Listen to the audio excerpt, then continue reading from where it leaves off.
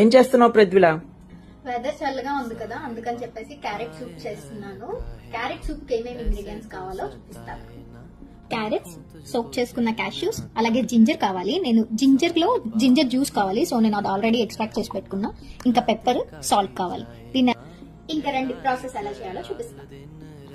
క్యారెట్స్ని ఇష్టం వచ్చినట్టుగా కట్ చేసేసి కుక్కర్లో వేసి ఒక 2 విజిల్స్ వచ్చేయండి.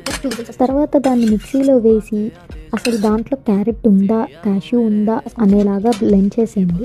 తర్వాత బటర్ వేసి ఆ పేస్ట్ మొత్తం దాంట్లో వేసి ప్యూరీని వాటర్ పోసి జింజర్ జ్యూసు సాల్ట్ వేసుకొని మంచిగా సర్వ్ చేసుకునే ముందు అలా రెడ్ చిల్లీ ఫ్లేక్స్ కొంచెం పెప్పర్ వేసుకొని గార్లిక్ బ్రెడ్స్ పెట్టుకొని తింటే ఉంటుంది. నా ఎక్స్ప్రెషన్స్ చూడండి మీరే.